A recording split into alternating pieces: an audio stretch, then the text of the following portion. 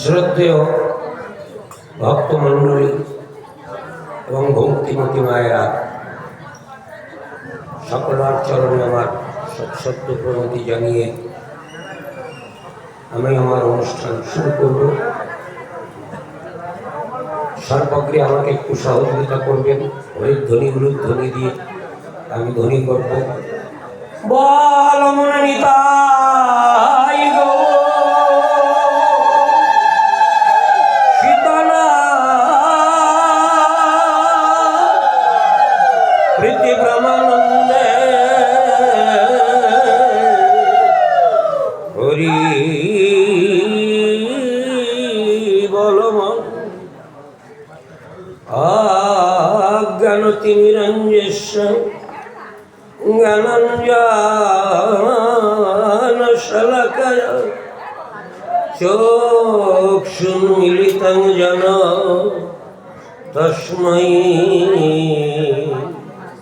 শ্রীগুরুবে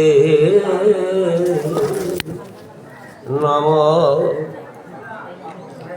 গুরু ব্রহ্মা গুরু বিষ্ণু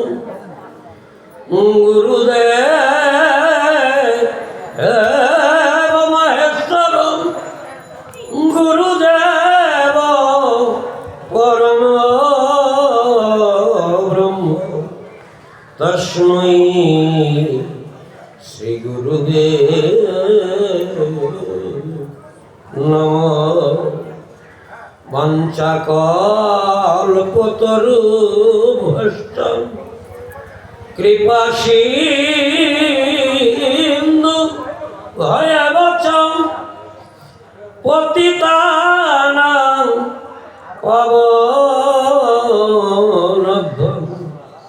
সর্ববৈষ্ণবেভ্যো নমো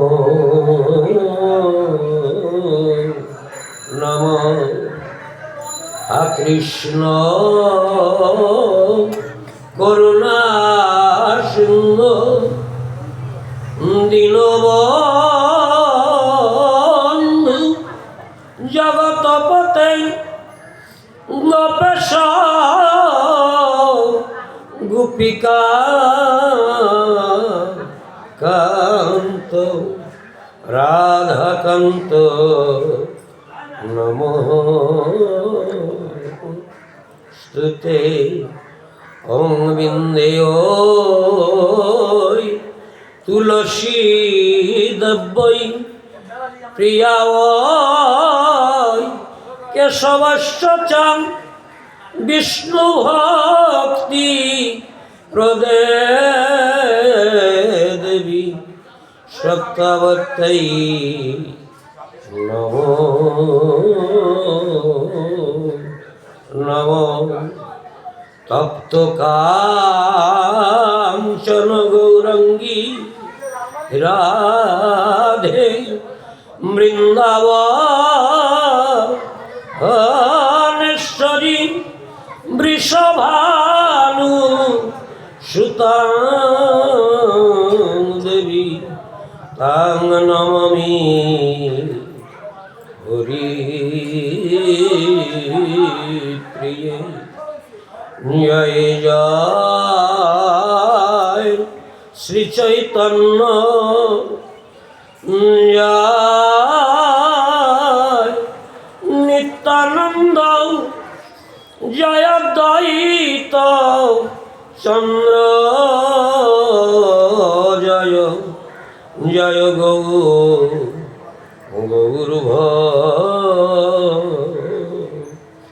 গৌরবৃন্দ।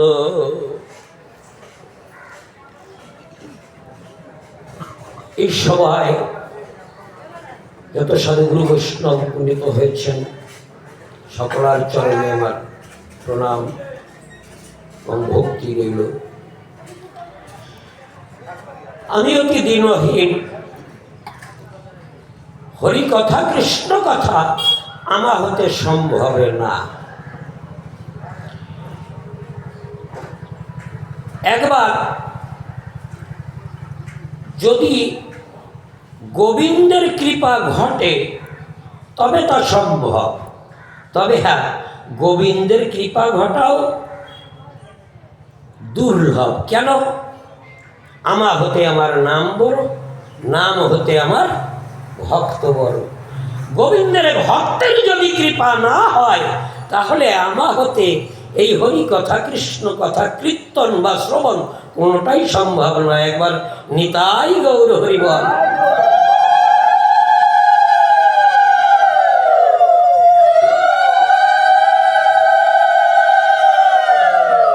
তাই সকল ভক্তের উদ্দেশ্যে আমি সর্বগ্রে জানাবো, আপনারা আমাকে কৃপা করবেন, আশীর্বাদ করবেন, যাতে আমার হেন এই পাপাবিষ্ট দেহে সেই অনাদির আদি গোবিন্দ এসে তিনি আমায় ভালোবেসে আমার হৃদয়ে বসে তার গুণকীর্তন যেন তিনি নিজ মুখে কীর্তন করেন। হরিবল হরিবল। তাই আপনারা আমাকে কৃপা করবেন। সর্বগ্রে আমার যেটা নিবেদন, সেটা হলো আমরা পাপাহত কলির জীব। এই কলিযুগে আমার শ্রীমান চৈতন্য মহাপ্রভু এসেছেন। কেন এসেছেন? কলির জীবকে হরিনাম দিয়ে মুক্ত করবার জন্য বা উদ্ধার করবার জন্য। কিন্তু আমরা কতটা জ্ঞান অন্ধ, কতটা মূর্খ বলা চলে, সেটা ভাবলেও অবাক হয়ে যেতে হবে। আমরা সকলেই জানি প্রতি কলি যুগে কিন্তু চৈতন্য মহাপ্রভু এই ধরণীতে আসে না। আসে বাবা? আসে না। সত্য ত্রেতা দ্বাপর কলি, সত্য ত্রেতা দ্বাপর কলি এইভাবে চলতে থাকে। কিন্তু কোন যুগে, কোন কলি যুগে চৈতন্য মহাপ্রভু আসে না। কখন আসে? ব্রহ্মার একদিনের ভিতরে একবার আসে। চৈতন্য চৈতামৃতে কিন্তু একদম পরিষ্কার কৃষ্ণদাস কবিরাজ বলেছেন। কি বলেছেন? সত্য ত্রেতা দ্বাপর কলি এই চারি যুগ হয়। এই চারি যুগ নিয়ে এক দিব্য যুগ কয়। 71 দিব্য যুগে হয় এক মন্বন্তর, 14 মন্বন্তর ব্রহ্মার দিবসের ভিতর। তাহলে 14 মন্বন্তর ব্রহ্মার একদিন, আবার 14 মন্বন্তর ব্রহ্মার এক রাত। একদিন 14 মন্বন্তর ধরে এই বিশ্ব ব্রহ্মাণ্ডের সৃষ্টি হয়, আর 14 মন্বন্তর ব্রহ্মার নিশিকালে এই জগৎ সংসার প্রলয় ঘটে। হরিবল হরিবল। এহেন 30 দিনে ব্রহ্মার 1 মাস, আবার এহেন মাসের 12 মাসে তার বছর। তাহলে ব্রহ্মার একদিনের ভিতরে কয়েক লক্ষ কোটি বছর, আমরা যে বছর হিসাব করি এরকম বছর কয়েক লক্ষ কোটি বছর গত হয়ে যায়। তার মধ্যে কিন্তু শ্রীমান চৈতন্য মহাপ্রভু আসে না। তাহলে আমরা কতটা ভাগ্যবান, এমন দয়াল পেয়েছি আজ কলির জীব হয়ে। হরিবল হরিবল বলে আমার চৈতন্যের ধ্বনি দাও, ধ্বনি দাও সকলে।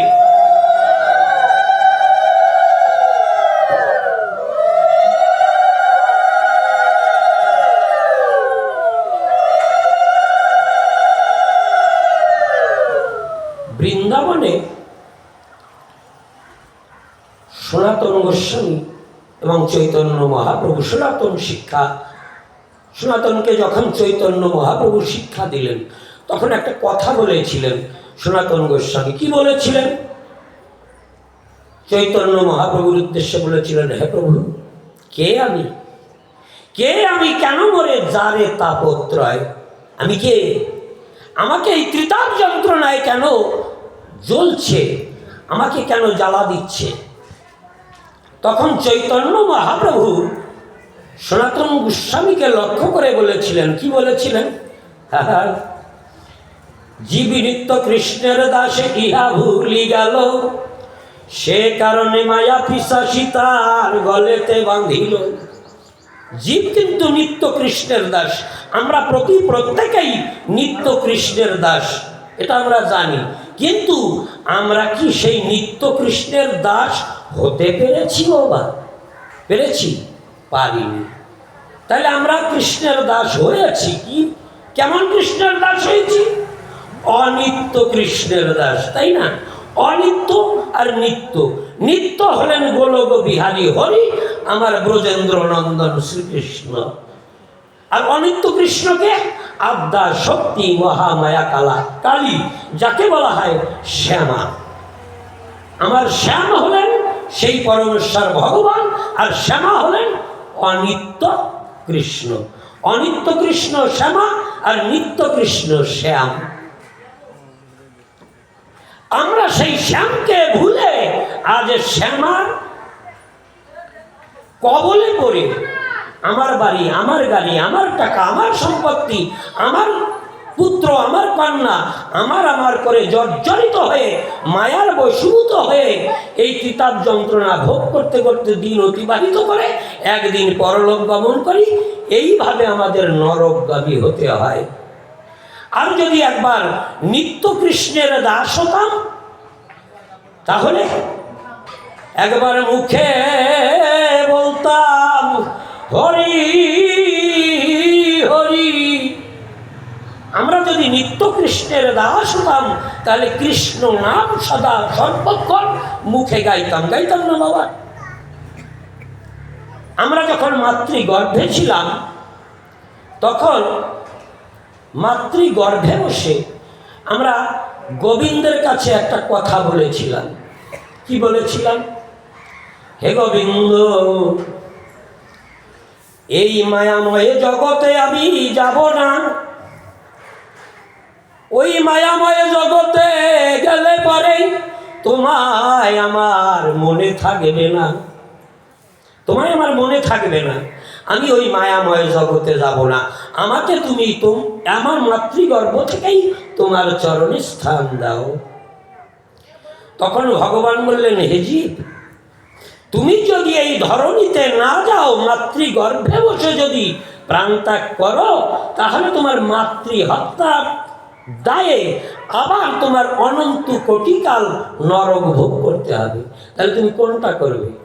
এই অনন্ত কোটি বার তুমি নরক ভোগ করবে, না এই মায়াময় জগতে যাবে?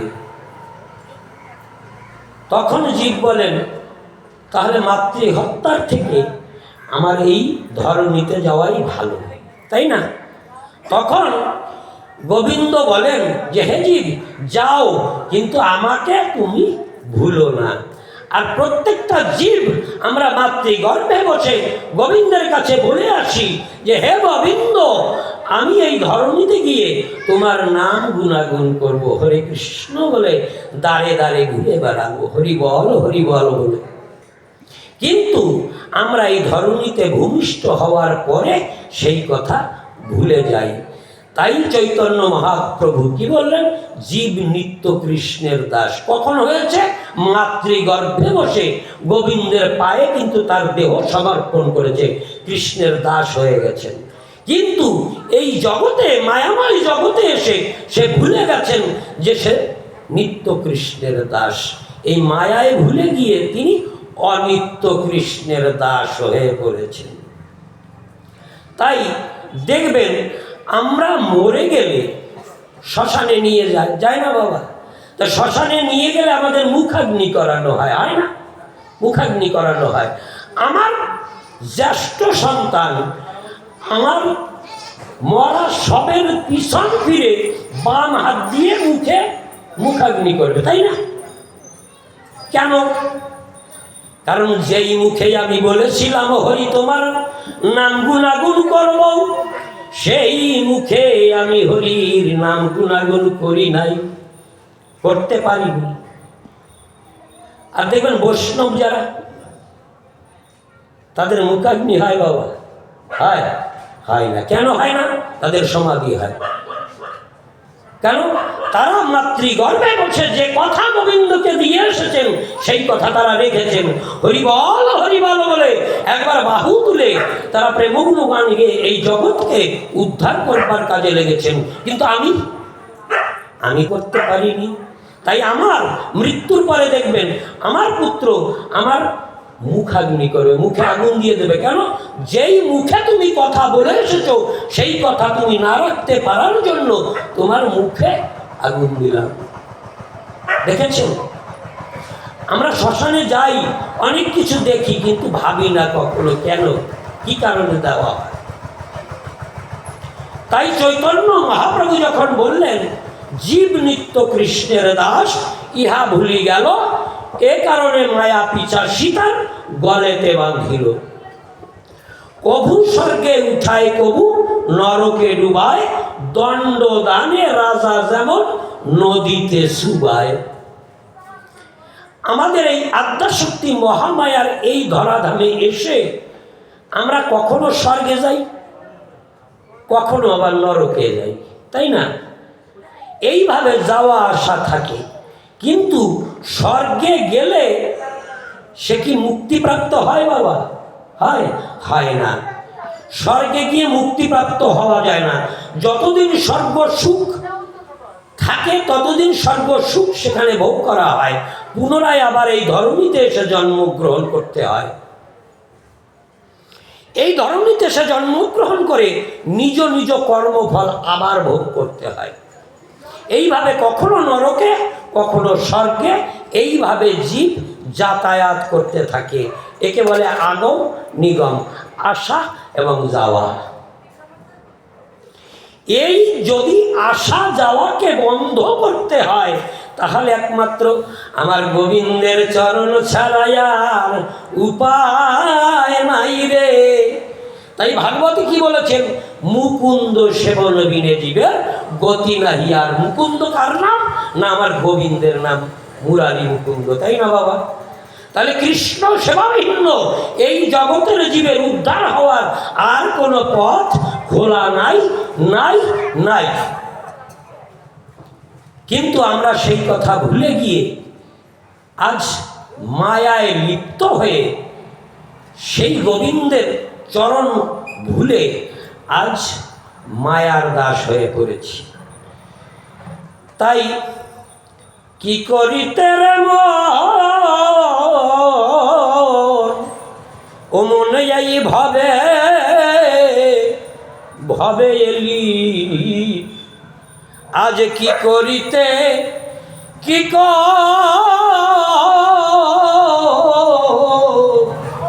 করিলি, এই জগতে কি করতে এলে? কথা দিয়ে এসেছিলাম কিন্তু হরিনামগুলো গান করবো, তাই না? কিন্তু এখানে এসে কি করলাম? মায়ার দাস হয়ে গেলাম। ও পেয়ে এমন সুন্দর এই মানব দেহ, ও মন তাতে সাধুর সঙ্গ না করিলি, কি করিতে ও মন কি করিলি? এমন সুন্দর মানব দেহ পেয়েও আমরা একবার সাধু সঙ্গ বৈষ্ণব সঙ্গ করলাম না, একবার হরি নাম গুণাগুণ মুখে গাইলাম না, তাহলে আমাদেরকে কিভাবে সেই ভগবান কৃপা করবেন? সাধুগুরু বৈষ্ণব তিনের দয়া হয়, একের দয়া বিনে জীব নরকেতে যায়। সেই একজনকে আমি। আমার দয়া না হলে সাধুগুরু বৈষ্ণবের দয়া বা কৃপা লাভ করা যাবে না। সর্বপ্রথমে আমার দয়া হতে হবে। চৈতন্য মহাপ্রভু আরো কথা বলেছেন, জীবে দয়া নামে ঋষি বৈষ্ণব সেবন, ইহা হইতে ধর্ম নাই শোনো সনাতন। বাবা আমরা কজন জীবে দয়া করি? আমরা যে জীবে দয়া করি ও তো জীব আছেই, কিন্তু যে জীবে দয়া করার জন্য আমার চৈতন্য মহাপ্রভু বলেছে সেই কথা কিন্তু আমরা ভুলে গেছি, সেটাকে আমরা ভাবি না। আমার এই দেহে অনন্ত কোটি জীবের বসবাস আছে না বাবা? অনন্ত কোটি জীব আমার এই দেহে রয়েছে। একটু কাঁচা কথা না বললে বাবা হবে না, ক্ষমা করবেন ভক্তিবতী মায়েরা। আমরা যখন একজন স্ত্রী পুরুষের সঙ্গ করে এবং একজন পুরুষ স্ত্রীর সঙ্গ করে, তখন পুরুষ দেহের বীর্যস্খলন হয়, তাই না?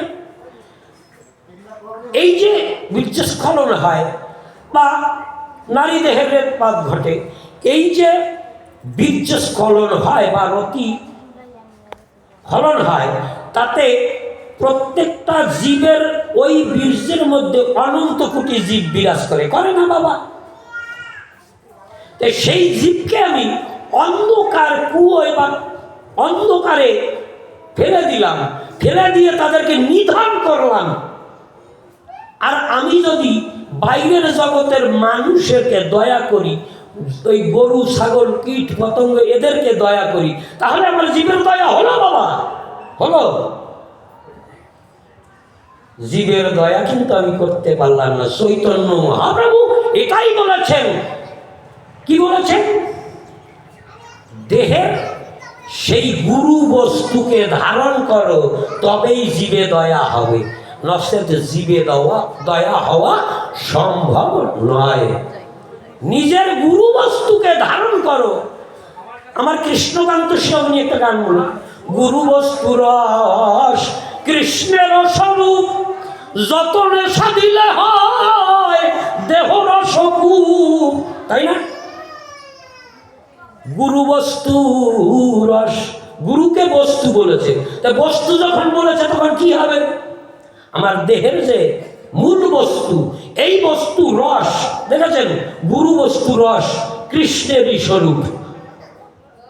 তাহলে আমি যাকে দেহ থেকে ভবকূপে ফেলে দিলাম, সে কিন্তু কৃষ্ণ, আমার গোবিন্দ। সেই গোবিন্দকে আমি কূপে ফেলে দিয়ে আমি গোবিন্দের চরণ সেবা করি, এতে জীবে দয়া হয় বাবা? হয় না। তবে জীবে দয়া করতে গেলে সর্বজীবে দয়াময় হব। একবার হরিবল হরিবল বলে গৌর নিতাই বলে ধনী করুন, আর এই জীবে দয়া।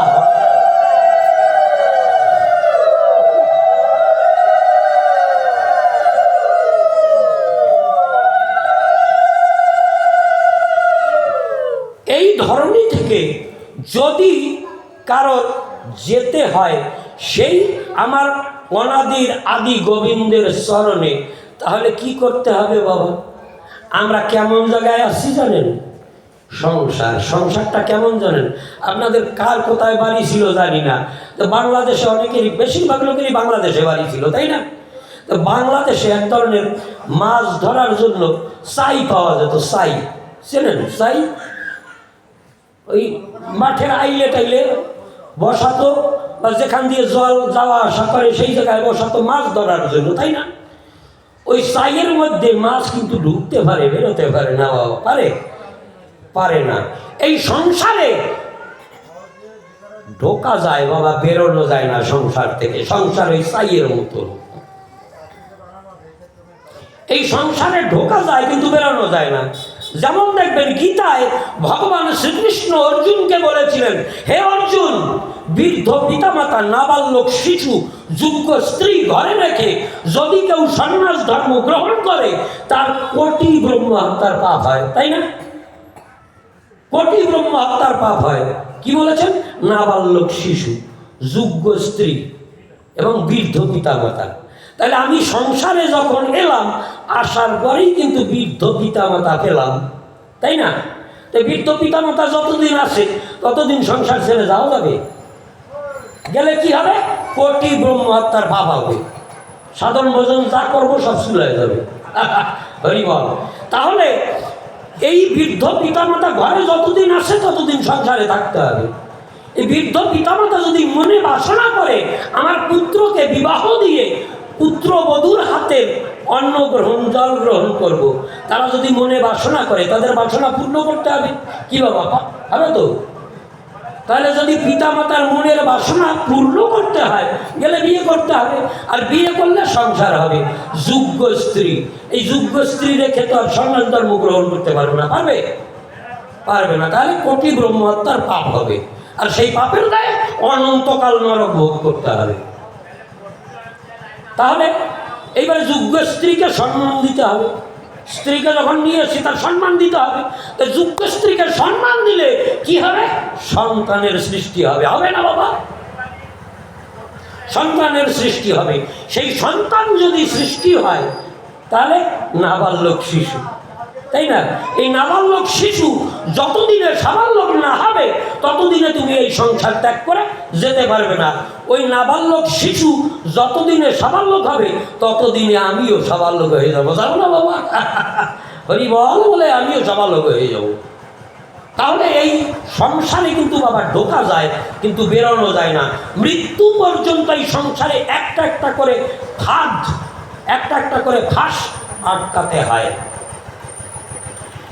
এই বাজারে, এই সংসার বাজার, যেমন এটা সাইয়ের কথা বললাম না, মাছ ধরা সাই, এই মাছ ধরার সাই এই সংসার। এই সংসার থেকে বেরোতে গেলে কি করতে হবে? দেখবেন ওই সাইয়ের মধ্যে কাঁকড়া ভরে, দুই ঠ্যাংওয়ালা পড়ে না? কি বাবা পড়ে না? কাঁকড়া। ওই কাঁকড়ার যে দুটো ঠ্যাং আছে, ওই ঠ্যাং দিয়ে সাইয়ের পিছনে যে দড়ি বাঁধা থাকে, ওই দড়িটা খুলে দিলেই সাইয়ের পিছনের দরজাটা খুলে যায়, তাই না? মাছ বের করার। তো ওই কাঁকড়াটা গিয়ে কি করে? ওই দড়ির পা দিয়ে কেটে দেয়। কেটে দিলে তখন ওইখান দিয়ে কাঁকড়াটা বেরোনোর রাস্তা করে। যখন ওই কাঁকড়া বেরোনোর রাস্তা করে তখন ওই সাইয়ের ভিতরে যত মাছ থাকে তারা ওই ভীষণে ভীষণে বেরিয়ে যায়। হরি বল, হরি বল। তাহলে এই কাঁকড়া কারা? সাধুগুরু বৈষ্ণব যারা, যারা সাধুগুরু বৈষ্ণব তারা হলেন ওই কাঁকড়ার মতন। তাদের কি আছে? দুটো ঠ্যাং আছে। কি ঠ্যাং? ভক্তির ঠ্যাং। ভক্তি দিয়ে এই জগৎ সংসারের ইন্দ্রজাল, লোহার জালকে ছেদন করে তারা এই ভব সংসার থেকে মুক্ত হয়ে যায়। হরিবল, হরিবল বলে। এই সাধুগুরু বৈষ্ণবের পিছনে যদি কেউ ঝাঁপ দিতে পারে, যদি গুরুর সঙ্গ কেউ ধরতে পারে, যদি বৈষ্ণব সঙ্গ কেউ করতে পারে, তাহলেই সে এই ভব পার হওয়া সম্ভব হতে পারে। নচেত কিন্তু এখান থেকে বেরোনোর কোনো রাস্তা নাই, নাই, নাই। কারণ আমরা হচ্ছি মৎস্যের সমান। মৎস্য কেমন জানে? লেজ আছে আর মাথা আছে। তাহলে লেজ দিয়ে তো আর ওই দড়ি কাটা যাবে না, না মুখ দিয়ে কাটা যাবে? কাটা যাবে? যাবে না। তাহলে আমরা হলাম মৎস্যের মতন, আর সাধুগুরু বৈষ্ণব হলো কাঁকড়ার মতন। তাহলে এই কাঁকড়ার পিছন যদি কেউ ধরতে পারে তাহলে এই জগৎ সংসার তার মুক্তি ঘটে, নচেত নয়। তাই সাধুগুরু বৈষ্ণবের চরণ ধরো। কি করিতে রে এইভাবে ভাবে এলি, কি করিতে কি করিলি, ও পেয়ে এমন সুন্দর মানব দেহ, ও তাতে সাধুর সঙ্গ না না করিলি, কি করিতে অমন কি করিলি,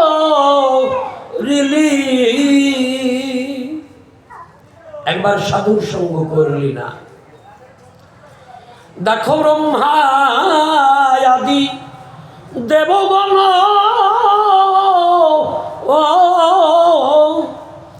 বন্দিল মন যে চরণ, সেই চরণ কেন আজ ভুলে ভুলে গেলি।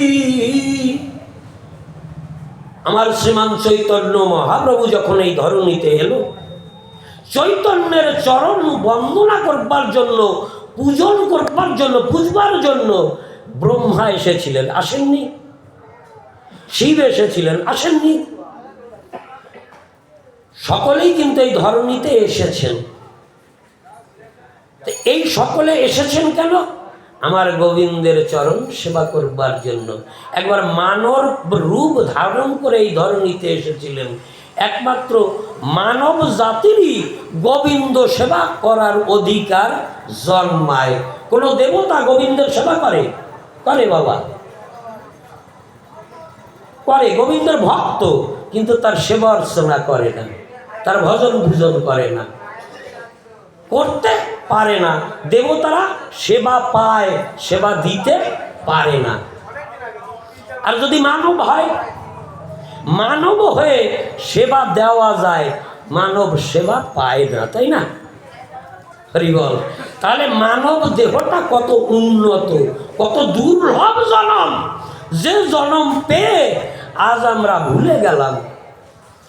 দেখো ব্রহ্মাদি দেবগণ বন্দিল মন যেই শরণ, সেই শরণ কেন ও তুই ভুলে ভুলে গেলি? ও তোর আর কি হবে হেন জনম? এই জনম কি আর পাবে বাবা? পাবে না। একবার লবি ভক্তের শরণ, শরণ ধুলি কি করিতে ও মন কি করিলি? এইরকম একটা দেহ কিন্তু আর হবে না বাবা। আমরা জানি অনেকে সাহস করে, কিরকম জানেন? 4 লক্ষবার মানব জন্ম, তাই না? এরপরেও বোধহয় মানব জন্ম পাবো, তাই না? মনে মনে ভাবে এরপরেও মানুষ হব। কিন্তু বাবা, এই 4 লক্ষবার মানব জন্ম, এই যে জন্ম আমি পেয়েছি, এইটা কি এইবারের প্রথম জন্ম না শেষ জন্ম? আমি কি জানি বাবা? জানা আছে আমার? জানা নেই। তাহলে আমি যখন যেটা জানি না, তাহলে আমাকে কি ভাবতে হবে? এটাই আমার শেষ জন্ম। আর এই ধরনীতে বোধহয় আমি আর মানব রূপে জন্মাতে পারবো না। আর এই জন্ম যখন একবার পেয়েছি, তখন আমি আর গোবিন্দের চরণ ভুলবো না বা ছাড়বো না। এই জন্য বিজয় সরকার বলেছেন, যা করবার তা এইবার করে রাখ। যা কিছু করতে হয় এইবার কর, কারণ এই জন্ম আর এই ধরনীতে হবে না। তাই কি বলেছেন? কত লক্ষ জনম করিয়া পার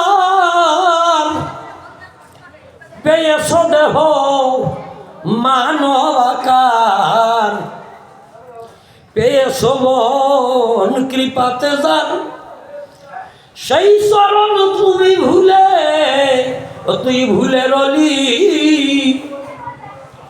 যার কৃপায় এই জগতে এই মানব দেহ পেয়েছি, সেই গোবিন্দের চরণই আমরা ভুলে গেছি। কত বড় অভাগা বলুন তো দেখি, যার কৃপায় আমরা এমন দেহ পেয়েছি। কত লক্ষ জনম করিয়া পার পেয়েছ দেহ এই মানবাকার, পেয়েছ মন কৃপাতে যার, তার শরণ কেন ভুলে রলি? ও তোর আর কি হবে হেন ভাগ্য?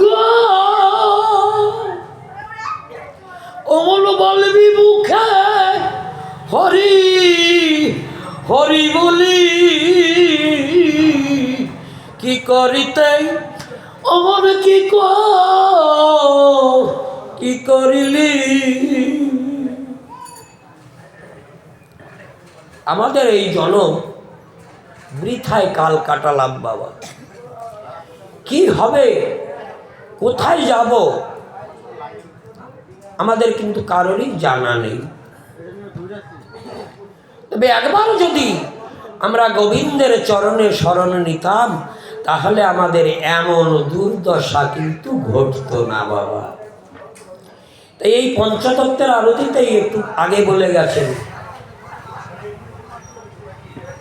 কলির জীবের কুদুর্দশা তুমি একবার এসে দেখে যাও, বলেছি না? কলির জীবের কি দুর্দশা তুমি একবার এসে দেখে যাও হে। তাহলে এই কলির জীবের যে দুর্দশা, এই দশা কিন্তু কলির জীবের হতো না যদি কলির জীব একবার গোবিন্দের শরণ নিতেন, তার শরণে শরণাপন্ন হতেন। তাই কি বলেছেন, গোসাই প্রণবা নন্দে বলে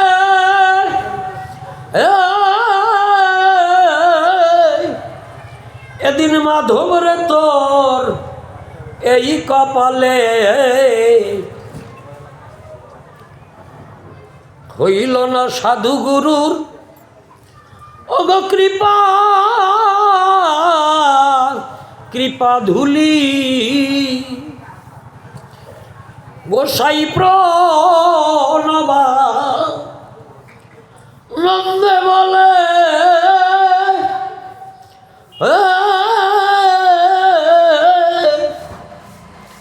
এদিন মাধব রে তোর ও তোর এই কপালে হইল না সাধু গুরুর কৃপা কৃপা ধুলি।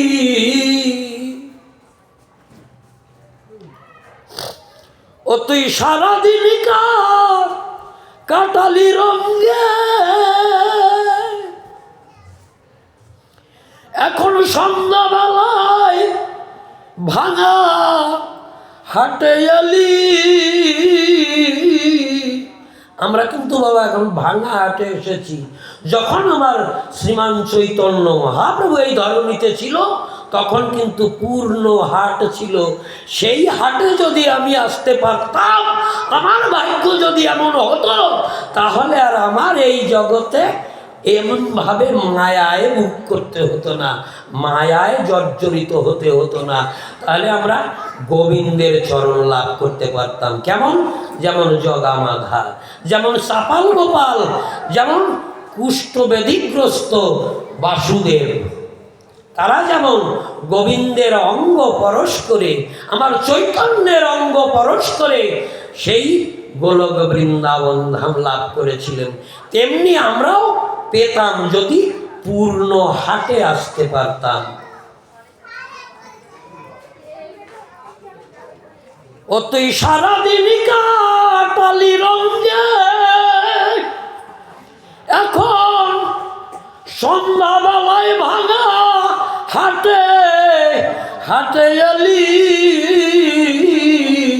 কি করিতে অমন কি করিলি, কি করিতে যাই ভাবে এলি, কি করিতে আজ কি করিলি। তাই সকল জীবের একটাই কামনা হওয়া উচিত বাবা। কি কামনা? হে গোবিন্দ, আবার যদি এই জগতে আমায় জন্ম দাও, তোমার চরণ যুগল যেন পাই, আমায় এই আশীর্বাদ দাও। তোমার চরণ যুগল পেয়ে আমি যাব বৃন্দাবন, একবার হরি বলে বাহু তুলে করিব কীর্তন।